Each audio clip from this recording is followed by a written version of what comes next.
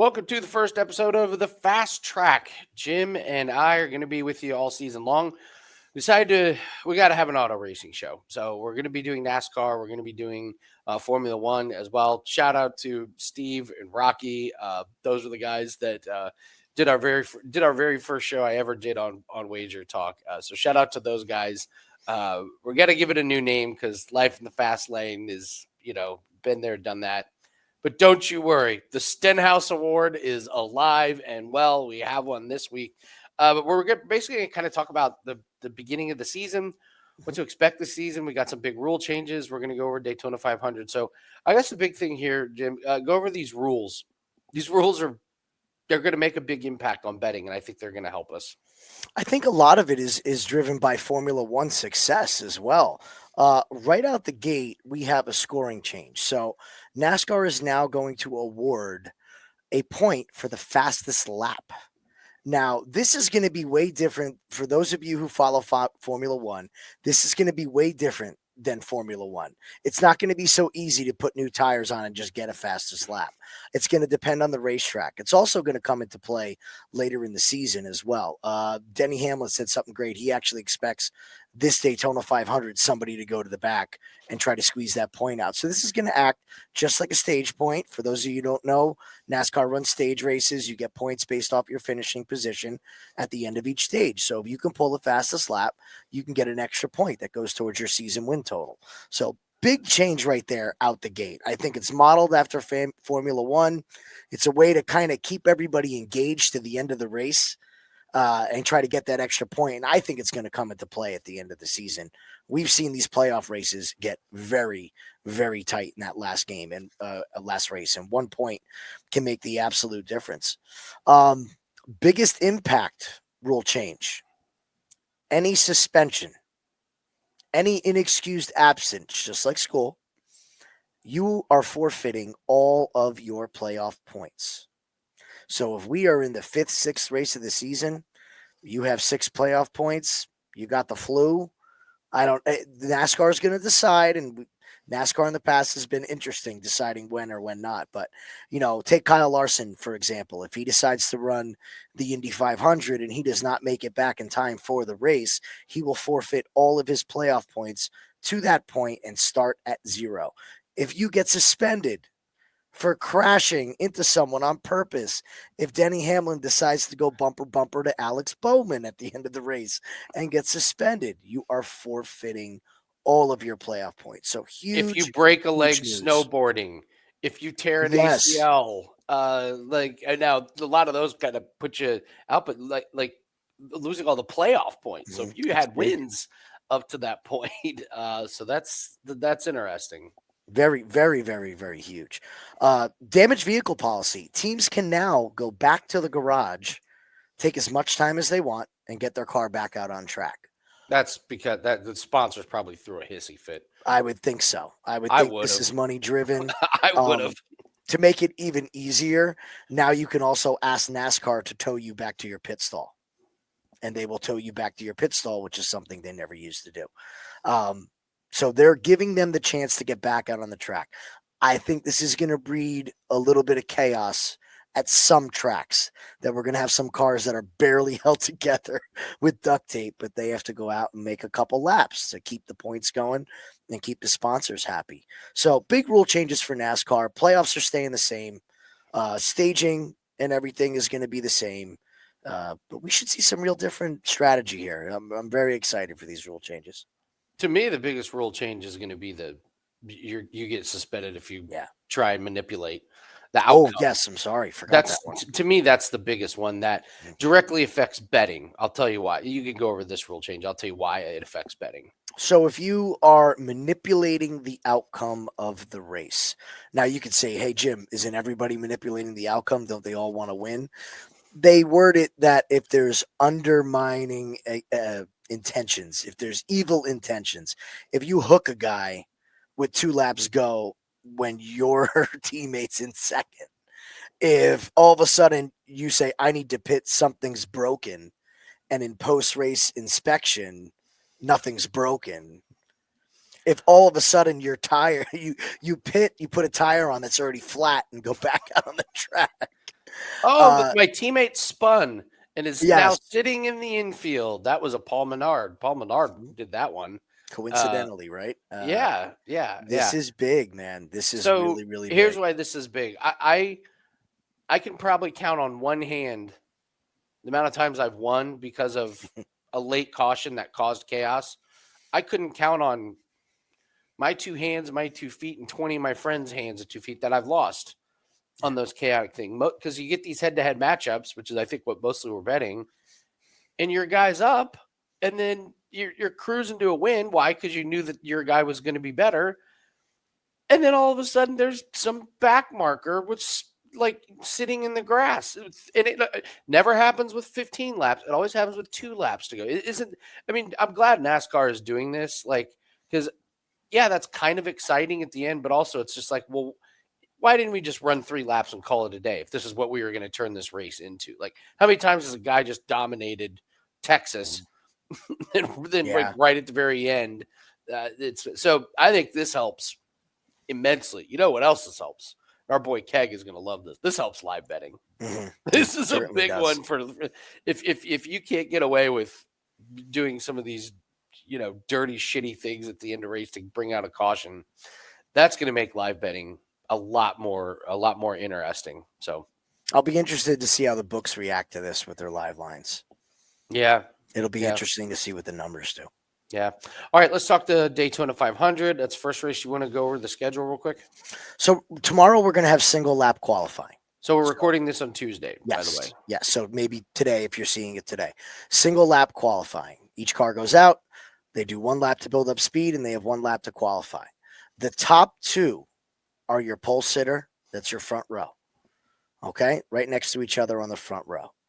From there, they're going to run 2 dual races on Thursday. The first dual race will determine the starting order of the inside lane, and the second dual race will start the order of the outside lane. So So we gimmicky. What is this? I don't know why we can't just qualify. And honestly, it's a speedway, so it really doesn't even matter where you start. It's 500.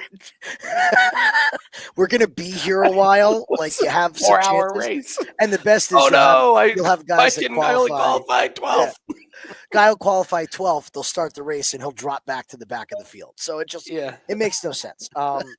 So we're gonna have normal qualifying, but Speed Week is no longer a week; it is a couple days. So starting tomorrow, hopefully, keep in mind this is Daytona, it's Florida. Check the weather. Check the weather. There are pop-up showers always during Speed Week, so we could get some stuff pushed back to a later date if they run at night. Things could change. So just keep your weather up and keep your schedule up on when to see it. All right. We got the Stenhouse Award coming up. Leave a like or hit the like button and leave us a comment. Hopefully you all are glad to have us back here doing the fast track here. Do you want to just go over some of these odds here? Certainly. You want to talk about the Hendricks qualifying thing? Yes. So I asked Andy today, I go, how many times, if I had you had to guess, out of the last 10 Daytonas, how many times has Hendricks qualified on the pole? It's 9 out of 10. It's amazing. Now, it's not Team Hendricks, it's Hendricks Motors. So if you don't know, you have your 4 Hendricks drivers, Kyle Larson, William Byron, Alex Bowman, and Chase Elliott. But they supply engines and drive lines to a lot of teams, a lot of the Chevy manufacturers. But a Hendricks engine, 9 out of 10, is wild. That is a streak. Joey Logano broke that streak last year. He edged out Alex Bowman.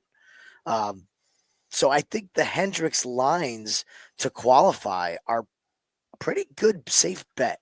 If we're going to take the race out of control, we don't have to bet the race. But qualifying, we know. Each guy goes out one time trying to get the pole. And if you're going to give me 9 times out of 10 on a Hendricks car, you get Larson at plus 700, Byron at plus 1600, Bowman at plus 1000, and Chase Elliott at plus 1200. Chase Elliott's done it 2 times in a row. Alex Bowman's done it 3 out of the last 4. I believe he has the record for most poles, Alex Bowman. So Hendricks always comes out of the gate good. It seems like they set their cars up to qualify on pole and get the exposure, and they're not great in the race. So teams are going to set up differently. I think there's an edge there with Hendricks Power getting this qualifying done. All right. Cannot emphasize enough. I don't bet the Daytona 500, and you should not be betting this big. It should just be No. some very small sprinkles and some play money. Shouldn't be a part of building your bankroll because this race is just super chaotic here. And you see it. I mean, Kyle Larson's going to be 3-1, 4-1 on some of these tracks, but he's 10-1 because Mhm. it's such a crapshoot. So, top threes and top fives, your guess is as good as mine. These odds on the top tens are a joke. Give me a break here. Mhm. What this is a ripoff. Don't bet top tens on Daytona. Like I can't believe how many people are minus money. Silly. It's ridiculous. You don't bet the name guys. Like, No. if you want to take, like Andy said, if you want to put a little bit on something, you take a bottom marker car to finish in the top 10 and hope that the whole field gets wiped out by the big one. And we only have Yeah. 20 cars left on track, 15 cars left on track. But even Helio Castroneves plus 240.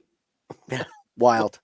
If you go to BJ McLeod, believe it or not, BJ McLeod has finished, I think his average finishing position over the last 3 races was like 12th, which is wild. So these numbers are just ridiculous.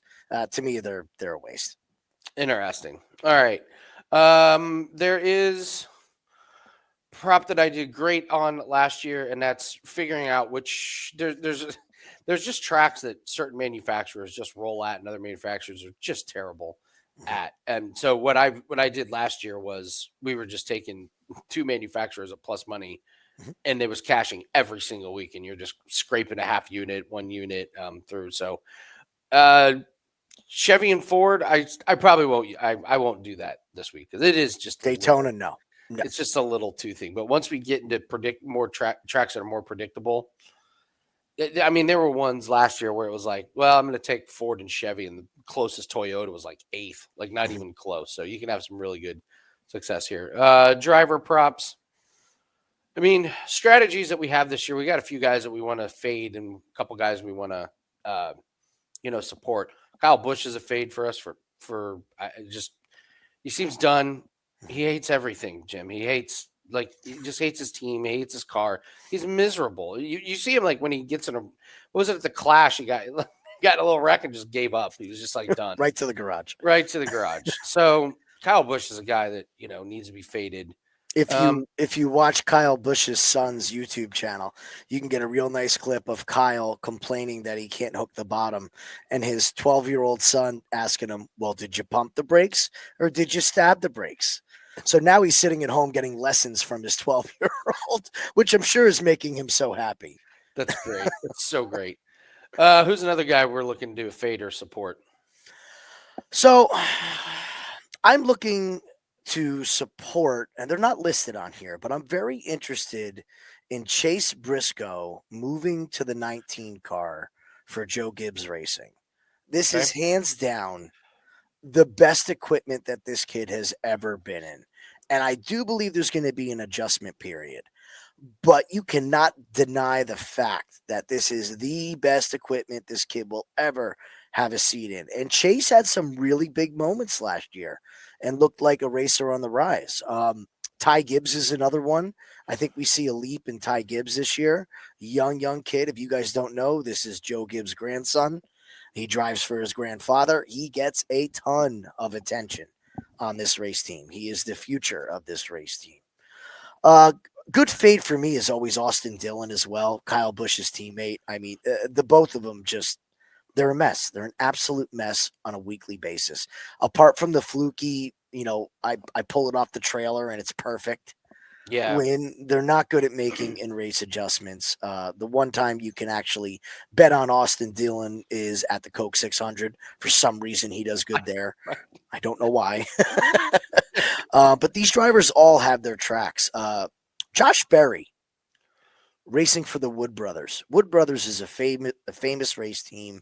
Really haven't had great drivers recently. It's pretty much a Penske satellite program at this point. But Josh Berry's a legitimate driver, so I'll be a great flat track driver as well. So when we get to Martinsville, we're going to be looking at Josh Berry. When we get to Bristol, even though it's high bank, it's small oval. Josh Berry's very good there. Those are some guys I'm looking at. And Chris Buescher. Chris Buescher with this team, I think it took a big leap last year. Was so close. I think he could be a real contender this year and great road course driver. Yep. Yep. Okay. All right. Um, we should have some more betting things to talk about future races, but we don't. So, if you guys don't know, 5% UFC best bet that is up, and we're running a special here for 30 days, less than $8 per day. This is the time of year where everyone else kind of lowers the volume, and we've got so many sports we don't even know what to do with it. We got MMA. UFC has been great, number one this year so far, 3-0 on our 5% plays this year. Corbin is doing fantastic with tennis and soccer as well. We've got golf plays. Of course, we got darts and we got NBA. NBA has been red hot. And when the NHL finally resumes, still can't figure out what the NHL is doing with this tournament. But whatever. When NHL comes back, we'll have those plays. So all that much more. So number one handicapper the last 2 years. So if you haven't secured a 30-day pass, this is not up for very long. So go ahead and grab that, less than $8 a day. All right, are we ready for the first Stenhouse Award? I'm so excited. Okay, ladies and gentlemen, the Ricky Shout out to the graphics department on this one. Beautiful. The graphics department. Department. All right, so we have 3 nominees from the Clash. We're gonna go with Kyle Busch, who got in a little wreck and then just gave up, just like I'm done. And I think wasn't he mad at the wrong person too, or something? Well, he's getting bumped on a short track. Now, keep in mind, all 20-something cars are getting bumped. It's a short track, and he retaliates on lap number 5.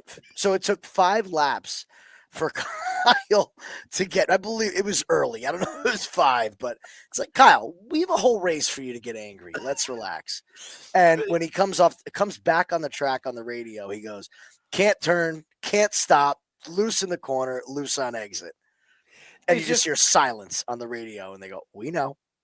It's Kyle's going to be on the radio just every single race. He's going to be bitching about the car. So Kyle Busch, local drivers. It was cool that they talked about the local drivers. You didn't need to hype them up that much because they didn't do so hot. So, but the announcer like, "Oh, look, he knows this track well," and it's like, knows this track well. It's a short, flat, like, and they're literally in go-karts compared to these cup car teams. Yeah, so they did terrible. They tell them what they did the next week. Oh, they came 1-2. They won 1-2 in the following week. So they know the track. That's what happens when you go up against Penske cars and Hendrix cars and things like that. So the local drivers and the hype. And then just NASCAR, the track choice for the Clash. Is this really what we're doing with the Clash? It's such an odd choice. It's strange because, look, I love short track racing, but we're racing inside football stadiums. I mean, it's impossible to pass. That's the biggest thing. It's nothing but bumping out of the way and everybody getting aggravated. I mean, I would like them to do the Clash. They could do it at a special track. That's fine. But, maybe break it up into a couple heats, split the field in half. Less cars on track would have done wonders for this race instead of it being such a logjam. Now, we did have a pass and a take for the lead, but to be this monumental kickoff to the NASCAR season, I just think it's a very poor choice to gain excitement. If you never watched NASCAR and you tuned in for the Clash, you're not pumped. Yeah, you're not impressed. No. And it's not a good setup for Daytona, one of the fastest tracks that we have. Truth. All right. My pick is going to be the local drivers. And it's the reason I'm going with the local drivers is they're never going to be a nominee for the rest of the year. Kyle Busch is going to be on this list a lot. So the local drivers that we were told that had a chance to compete with the NASCAR drivers and teams because they knew the track well is my nominee. What do you think? Well, like you said, we're going to see Kyle a lot. He might set the record for Stenhouse Awards this year. And I'm not going to pick NASCAR because they're going to do the same thing next year. So it doesn't matter. So let's give the local drivers an award. Our first Stenhouse winner. All right. 2025. So the winner is the local drivers. Congratulations, local drivers. You made it. They're the big winner this week for the very first Ricky Stenhouse Jr. Award. All right. Looking forward to it, guys. And once Formula One season gets here, We'll have a lot more content. We'll be able to get Corbin on here to talk about this. I will guarantee Corbin will never see 1 second on this NASCAR show. No. Maybe we can drag him on here one time. Me and Corbin will be arguing about NASCAR the whole season. Probably. So, If you but guys, real quick, if you guys are not in our Discord and you're seeing us for the first time, being auto racing fans, get in our Discord. We'll put a link in.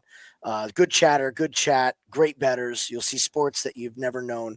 My feeling is NASCAR betters are fringe betters just like us that like these oddball sports. So come join us. Some really good stuff in our Discord. I mean, Jim, we have rugby, handball, esports, cricket, lacrosse. Yeah, those are some of the channels. Those are some of the different channels that we have in our Discord. It's called Winning in the Shadows. So go grab that. And if you haven't subscribed to the channel, please help us out. And you also get notified whenever we put up our videos. We do UFC breakdown videos every Friday. We do the winning method video, and I'm doing daily prop videos as well. So subscribe to the channel. You get notified for all these, and it really helps us out. All right, it's going to do it for us. Good luck on your plays, and we'll see everyone later. Start your engines.